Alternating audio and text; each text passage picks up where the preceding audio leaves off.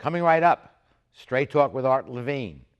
Our guest tonight, Henry Walker, CEO of Farmers and Merchants Bank, speaking on the banking crisis.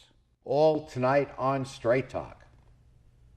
Opinions expressed in the following program do not necessarily reflect the views of Charter Communications nor its sponsors. We recognize our obligation to present opposing points of view by responsible spokespersons. For information, please contact the director of program. She stands in the face of evil and will not lose hope or faith. America, the land of freedom, is still the home of the brave. So raise the banner, call Old Glory, let us join our fellow man. History will write the story. America will always stand.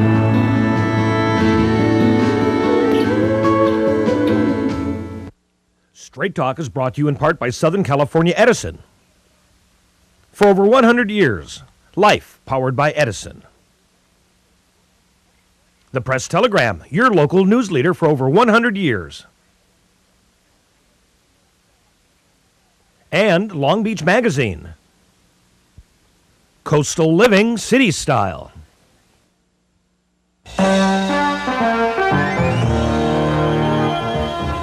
Join us for tonight's edition of Straight Talk.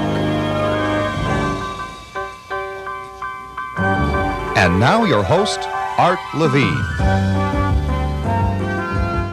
Good evening and welcome to Straight Talk. We're delighted you're joining us tonight. Our guest this evening for the entire show is Henry Walker, the CEO of Farmers and Merchants Bank. Mr. Walker, welcome to Straight Talk. Good to be here, Art.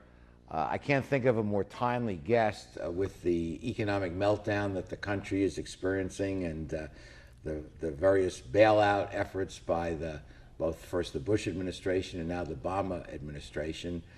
You and your family have been in banking for over 100 years. I think your great-grandfather founded the bank. He did. And then your grandfather and father, and you're the fourth Walker in the line here, but you and your family have such extensive experience in banking. Give us your take on what's happening. You know, Art, it is a serious situation, certainly, that the banking faces and the country faces as a whole in today's climate. And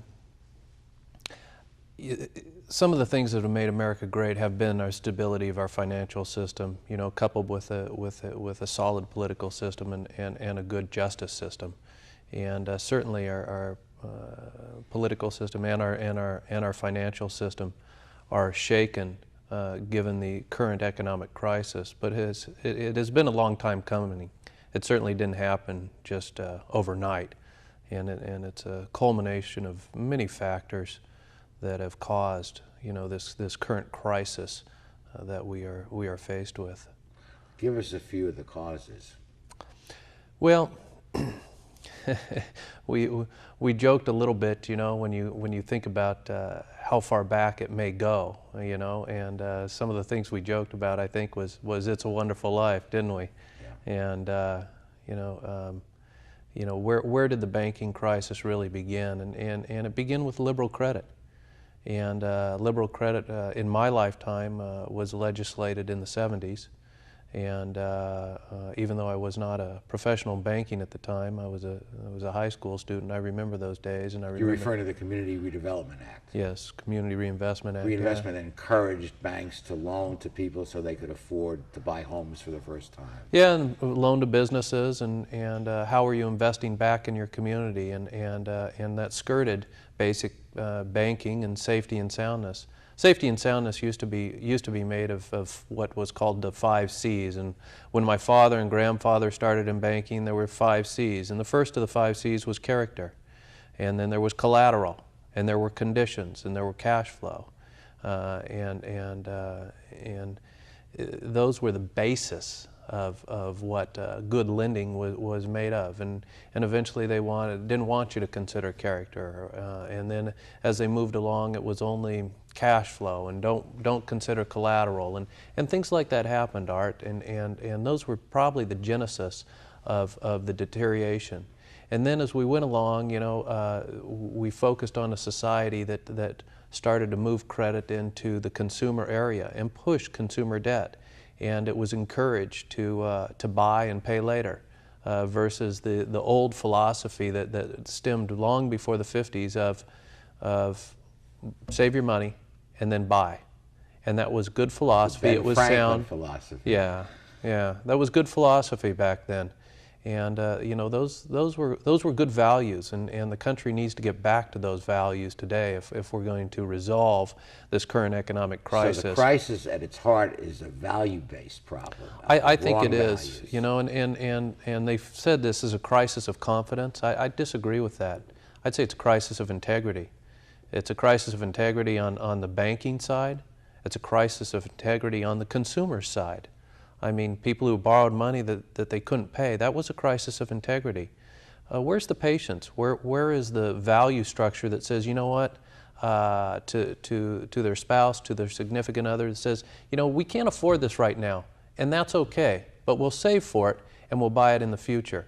I mean, that's the kind of value structure that we have to get back to in this country if we're going to fix the problems that we have. We cannot have we want people to have new cars. We want them to remodel their kitchen. We want them to have their homes. But it's okay not to be able to afford something. And I haven't heard that out of the Generation X.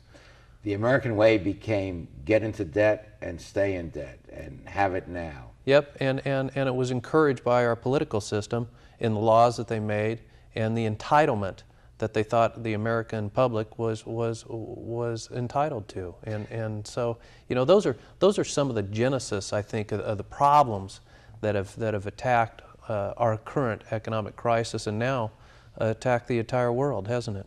It has indeed, and as you know, I've been a depositor at your bank for over 20 years, so I'm quite familiar with your bank's lending practices and integrity, and you have a revolutionary philosophy of banking. You only loan money to people that can pay you back. Well, what a novel thought. You know, Farmers and Merchants has to watch out for itself, and that's what we've done.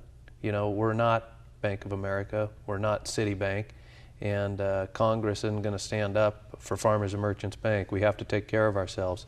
And Community Bank, and the banking system as a whole has been run pretty soundly. I mean, we've been over-regulated, we've been heavily regulated, you know, we've basically run a pretty sound enterprise. And we'll be taking a look at some of the practices of the bank, but first we have to pause for these messages.